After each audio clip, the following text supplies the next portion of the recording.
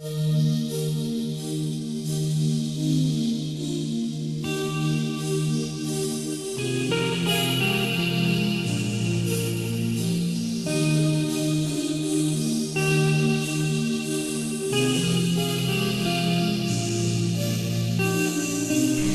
a 3-week theatre tour through England and Scotland in summer 1992, we visited the small free school Kilquhanity House, which is located near Dumfries in Scotland.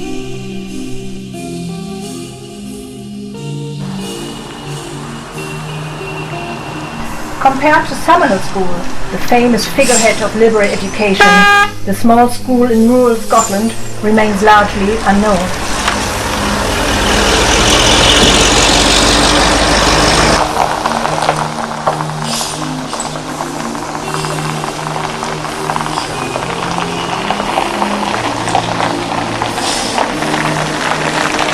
This film intends to document the school's 50-year history and to introduce its founder and headmaster, John Aitkenhead.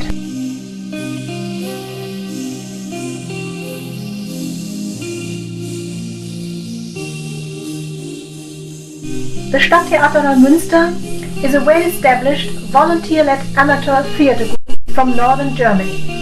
Its 40 members, aged between 13 and 36, do not rehearse and perform already existing plays, but develop their own ideas together. Everything is done by the members themselves: the play's content, stage design, props and costumes. Everyone contributes according to his or her own possibilities and abilities. Since 1991, the productions have been performed in the company's own self-managed theatre. With the translation of A.S. Neil's books at the end of the 1960s, the free school movement also reached Germany, arousing great interest amongst our theatre members. In 1985, the theatre group visited Summerhill School. On that occasion, we heard about Kilquhanity House and contacted John and Maurice Aitkenhead for the first time. We were keen to know more about the school and its founders. That's how the idea for another trip and for this film came about.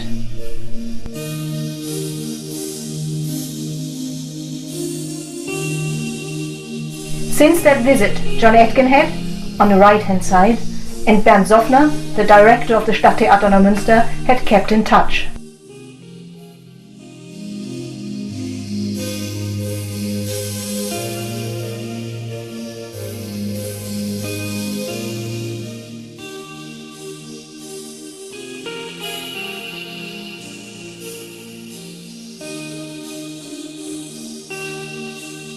Kilquhanity has existed since 1940. It is both a boarding school as well as a day school for children living locally. That's the middle junior teacher. The middle juniors are day pupils, so they're not there today. They only come during the day when it's walking. Animal farm. Yeah. Then Kilquhanity is an old farm with one large main building surrounded by small, low-rise extensions. Sort of sport. You want to go for a fag now? To the school belong woodland, a small pond and meadows. Yes. Okay, sorry. I think you will go for a cigarette too, yes? Yeah. Scrumpy. The school runs a proper farm, which, as John tells us, is great fun for the kids. The school's farm products are sold at the market in the village. How old is? The school's fundamental principle is freedom. Freedom, however, it is not without limits. The school has several rules to govern everyday life and work at Kilquhanity. These rules are made at the General Assembly, which takes place on every Saturday and where all school members have equal voting rights. Freedom does not mean lack of restraint. Everyone can do what he or she likes as long as the freedom of others is not affected. In a deeper sense, the school wants to enable children to achieve their inner freedom. Freedom from anxiety and hypocrisy. Freedom from hate and intolerance. In the 1930s, John Aitkenhead, the now 82-year-old headmaster and founder of Kilquhanity, visited Summerhill, which was already well known at that time. He also met Summerhill's founder, A.S. Neil, whose books influenced him profoundly. About this meeting in 1937, Etkinhead reports. And I knew he continued until the middle of July, and I stopped work in the school I was working in end of June, just like now. And I wrote and said, could I come down for the last fortnight of his session? And he wrote back. He said, sure. His letters were always telegraphic. Short letters. Oh, short, telegraphic letter. He said, okay, come down, told me where I'll get digs. And so I went down as soon as the school was finished. I hitchhiked down. It took me about 3 days. Hitchhiking in the 30s wasn't so easy. I went down there, and that night I had a very good example of something that was very important in the early Summerhill. The first Mrs. Neil was a dietitian, and she was one of a group of people in education who were studying the effect of good, balanced, wholesome food for kids. Food. Good food. Not necessarily vegetarian, but good food and balanced diet for kids. And I had a wonderful meal that night. I'd never seen so many vegetables in one plate. You practice it too, yeah? I saw yesterday evening there was some good vegetables too. Very good. Well, yes, when I came here I was a gardener. Yeah. First. Anyway, I spent a fortnight here. I remember I went forward to the door, and I'd never met Neil. This, about 6.5 feet, big, tall, craggy man. And it was early evening, and he was still in his carpet slipper. And he came out and he took my bag. He says, maybe I should take care of that. There's some people here not very sure of the difference between thine and mine. So I gave him some of my luggage. In the morning I met him again, the next day, and I'll always remember this, and I think this is worth quoting. When you meet the great man, you think it'll be great wisdom you'll hear all the time. Next morning I was walking, and I know he knew I'd spent some time the night before with the kids. And I'm thinking, well, what will I hear from Neil's lips? And you know what he said to me? And I've always remembered this, and I think it's worth quoting. He said, they're nice kids, aren't they? And I think that's great. They're nice kids. And I think that really defines what you're out to have. If a school is aiming at that, you don't want great scholastic success, you don't want great academics, you don't want bully boys, you just want nice kids. Yeah. Well, that's what Neil was aiming at. So he said to me in confidence, feeling sure I would say sure. He said, they're nice kids, aren't they? Thus, in 1940, the free school Kilquhanity House was founded, facing considerable difficulties in conservative, religious Scotland.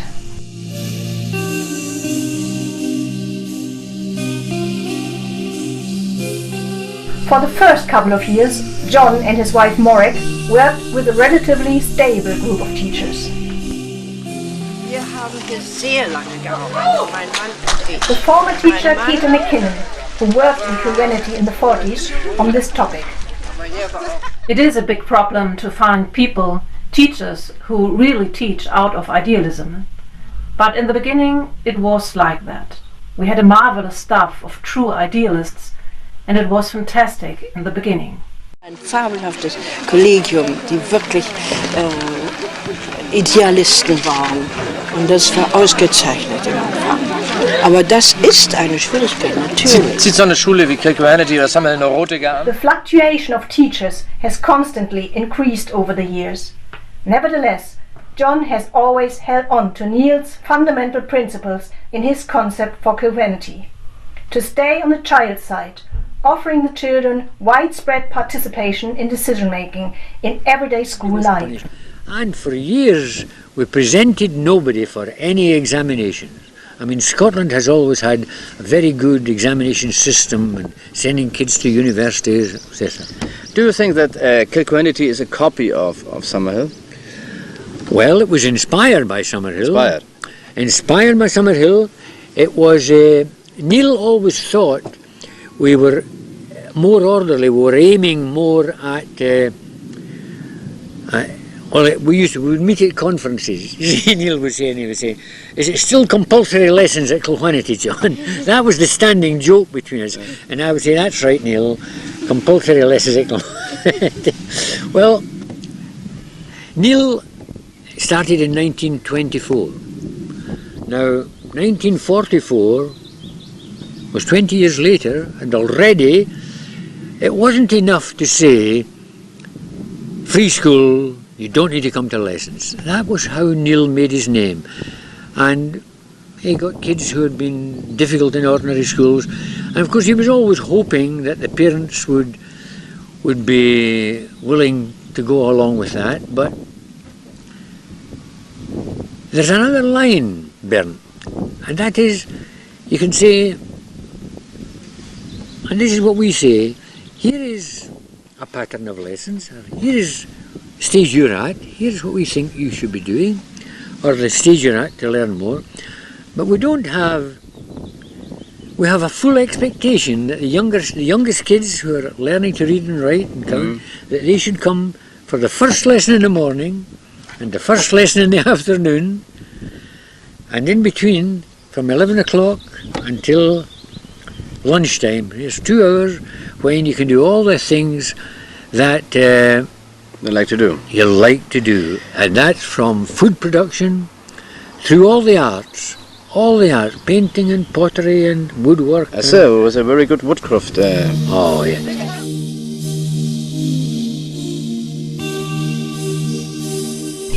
Your children are not your children. They are the sons and daughters of life's longing for itself. They come through you, but not from you. And though they are with you, yet they belong not to you. You may give them your love, but not your thoughts, for they have their own thoughts. You may house their bodies, but not their souls, for their souls dwell in the house of tomorrow, which you cannot visit, not even in your dreams. You may strive to be like them, but seek not to make them like you, for life goes not backward, nor tarries with yesterday. You are the bows from which your children as living arrows are sent forth. Let your bending in the archer's hand be for gladness.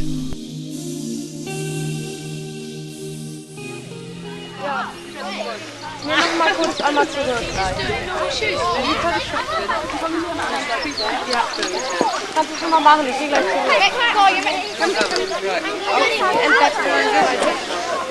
zurück. That's right.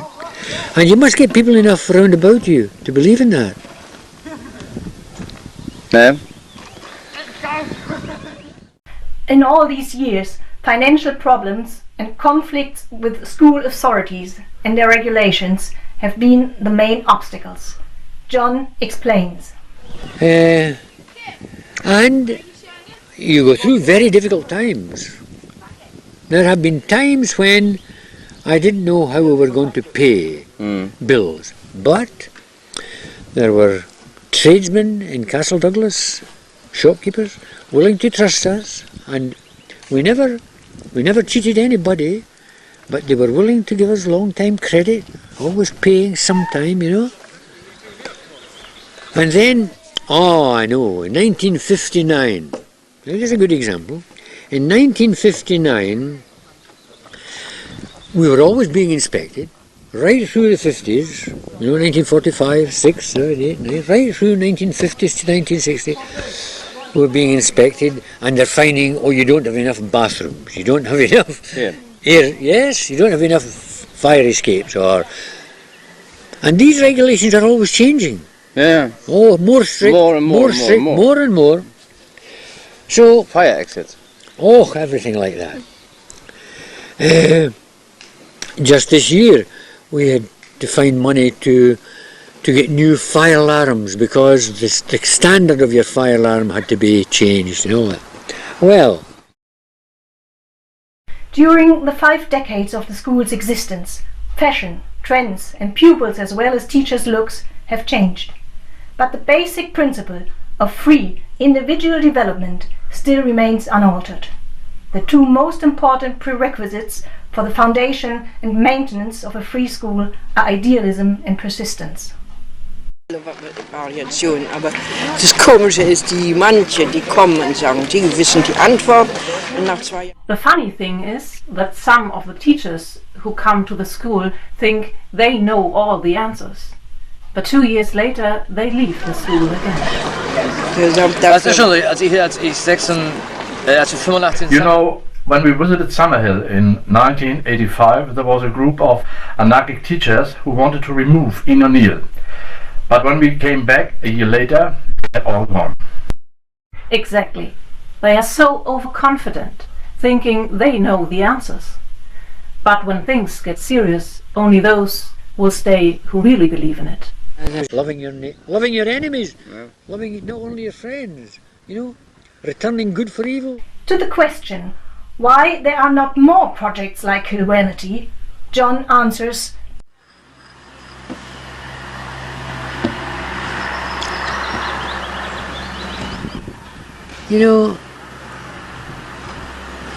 Many people are lazy. Lazy. Many people are lazy, but they've never been given the chance to find the exciting work. Do you know what I mean? Yeah, I know what you mean. Of course, the small number of pupils creating a balanced and familiar atmosphere is crucial for the success of any such project. They have 1,500 pupils on one area, and I think it is impossible to make... Quiet. It's so Now, this is very important, people. I think. Small is beautiful. Schumacher. Small is beautiful. I learned to say that in Japanese. 2 years ago I was invited to Japan. How goes it in Japanese? And if you want to say small is beautiful, chisai koto wa superasi. And I said that to every audience. I lectured in 6 university cities in 2 weeks. And I said to them, you have a big problem here in Japan. The government is big and you are small. You just keep small school. The professor of education at Osaka University visited Neil 20 years ago. And Neil said, go up and see Aikenhead. He came here, his name is Shinichiro Hori. He fell in love with Kilquhanity, this Japanese professor of education. And anything less like a Japanese school than Kilquhanity would be difficult to imagine.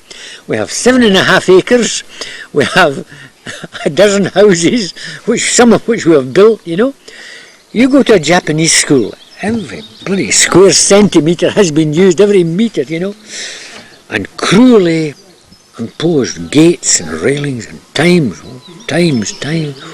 very, very strictly organised. Now, Small is beautiful. Small number of pupil is beautiful, and a large place. Yeah, that's right. To live. As long as it's very creative. This place is. I mean, you can hardly be around here without getting a challenge round every corner. Do you know? You can find adventures. You can find adventures. Adventure here. Yeah. Oh, absolutely. Kids can lose themselves. That's important. Oh, yes. And it's dangerous. I mean, we have a pond, 5 feet deep in water in the winter, and we just make sensible rules. But we don't have adults round the kids all the time. There was a wonderful book written... By the way, the number of Japanese pupils is very high at Kilquhanity because of Aikenhead's lectures in Japan and the rigorous and performance-focused school system in Japan, resulting in many parents being disappointed and frustrated.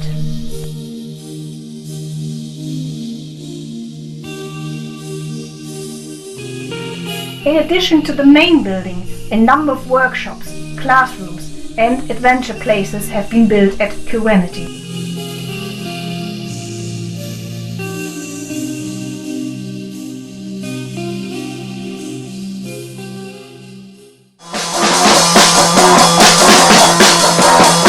Enough room is given for individual development and interests, which can vary considerably. And still, the paramount principle is that one's freedom ends where that of others is compromise.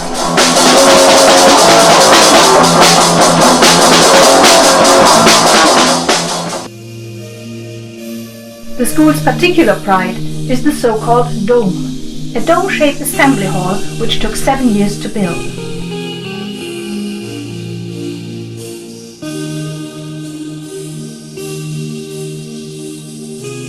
Usually the children start at Kilquhanity between the age of 6 and 10 and leave the school at the age of 16 with their O-levels. This entitles them to continue education at another school, to take A-levels or start working. Half of the pupils are locals living close by, the so-called day kids. The other half are full-time boarders who live at Kilquhanity House during the 3 school terms. We will now let the children themselves have their say about their school. Here, Simon, you are pupil here in Kilquhanity since? Last September. Last September, and you like it? Yeah, it's been fine. What is the difference between Kilquhanity and the school you have been before?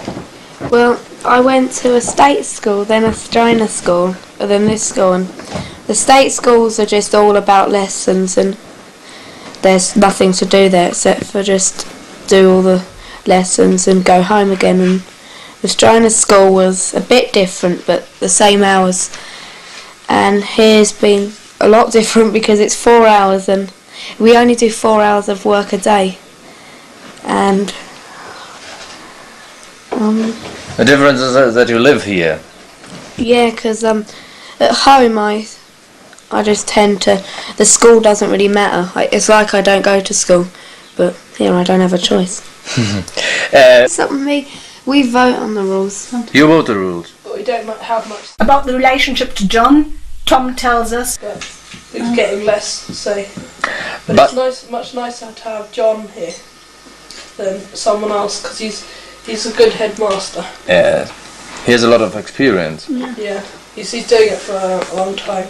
Yeah, 52 years. And in the summer, John always goes to the holidays to the Greek islands, but then Richard has to take over. It falls apart when Richard's here. The system doesn't work so well if Richard's here than if John's here. When John's here, it's much better.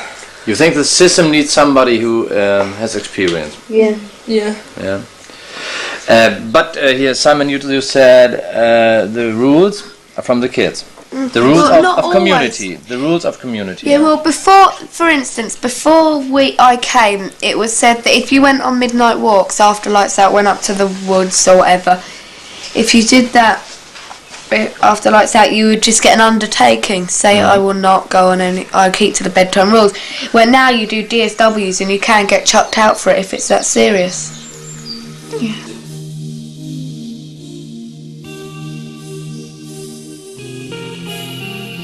the small number of compulsory lessons easily allows the children to follow their own interests.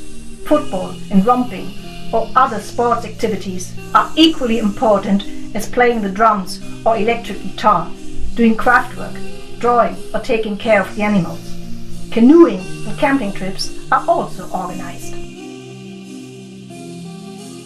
As guests, we were warmly welcomed at Kilquhanity, and, trying to be good guests, we brought a little present for the pupils and teachers in Kilquhanity. We presented a circus show with our Circus Megalomania, with jugglers and acrobatics, with unicycles and magicians, a special monster show and tightrope walking.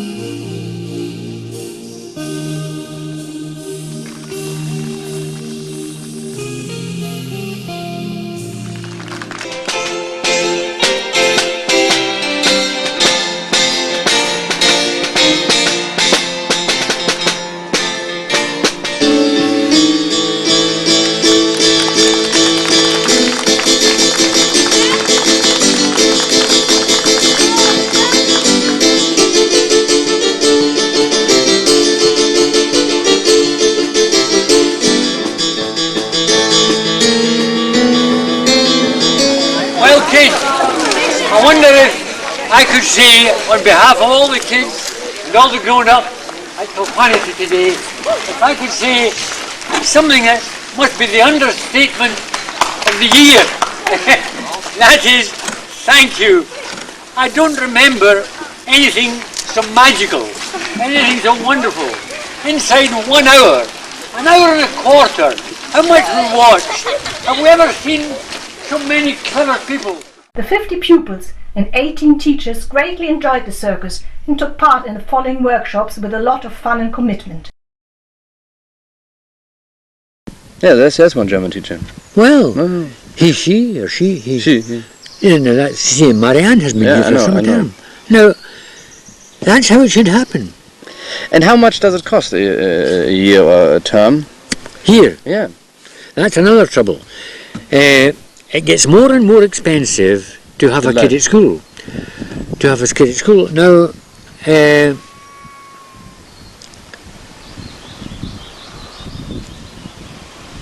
just now, the basic fee to have a child here the whole time is £3,000 for a year. For a year. And between that and 5,000. But you know, at the very beginning of the school, just as the staff got no pay, there were kids came who couldn't pay at all. If the parents believed in this, I would take the child. And we made the rich pay for the poor. And that's for these tests. This one test. Yeah. Of course, John Etgenhead, who has always been supported by his wife Morik, is very proud of his life work. To the question of what becomes of his pupils, he answers, the young man who made this table. Yeah. The young man who made this table left the school without any examination certificate. He is now an architect. No. He is now an architect. There were 3 brothers in that family, and they all came to the school, and one of them, the eldest, was so dyslexic. His mother saw the film. The BBC made a film of this school in 1968. Yeah. A very good film. And she saw it, and she said, that's the school for our Edmund. And he came here, and she was so pleased with the result, she left her home in London, came up here and got a house in the village, and she sent the other 2 boys, and each of them has become so successful individually, creative. The boy who was dyslexic finished by taking a degree at Southampton University in international relations and politics, and is now a filmmaker. The second one is an architect, and the third one, he went to her son-in-law's garage about half a mile away and became a motor mechanic, and Tony, her son-in-law, saw him and realised this boy was a kind of genius as a welder. He saw, as soon as this boy started welding, he knew he could teach him nothing. That boy would be better than the master. Yeah. Children are, you say children are, when you visited Neil, Summerhill, children are okay. There were the children of the 40s. And today we have the children of the 90s, and you have seen the children of the 70s and 80s. And when we asked him if today's generation of children differs from earlier ones, John said, one difference, the children today are having a tougher time. I think as soon as they become teenagers today, the sharks are waiting on them with drugs. The sharks are waiting on them with, well, all the kind of drugs there are. Drink, glue sniffing, and then there's television. Christ, television is a menace. It's a wonderful learning agent. It doesn't mean we don't need hospitals, it doesn't mean we don't need more schools, it doesn't mean we don't... The essence of his school is keeping it to a manageable size.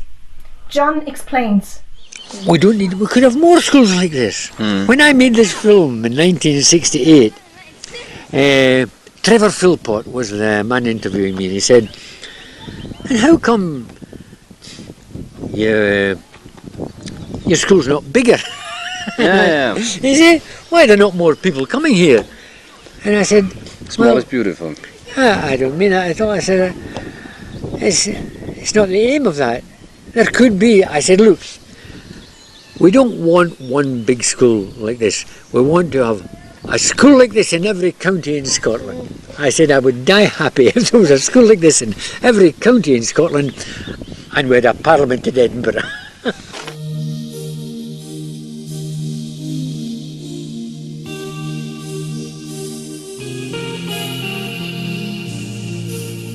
It would be good and right to establish many small Kilquhanities. Even in Germany, where everyday school life is dominated by large-scale pupil mass-processing institutions, there's no better idea than small free schools for a happy childhood. But what isn't yet may well still be. The secret is that it is a little group of persons. Well, for example, we in Germany we have schools called Gesamtschule. Comprehensive schools. Comprehensive schools. They have 1,500 pupils on one area, and I think it is impossible to make. Why? It's so some. Now, this is very important. People. I think small is beautiful.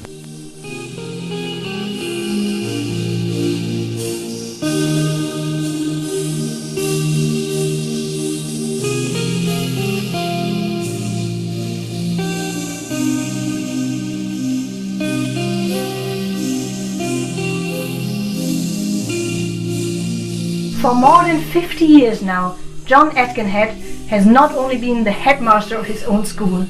Being a master of education, he offers lessons in English and craftwork himself. Additional subjects taught at Kilquhanity are math, biology, arts, music and agriculture. Whenever there are qualified teachers, foreign languages are offered as well.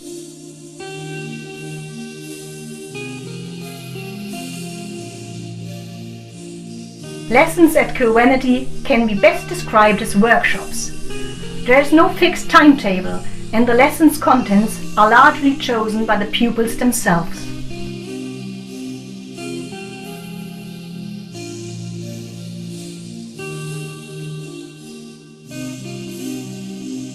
The children who start at Kilquhanity at the age of 6 only have 2 compulsory class hours per day. Every child should learn how to read and write and acquire some math skills, John is convinced. Apart from this, every other subject is optional.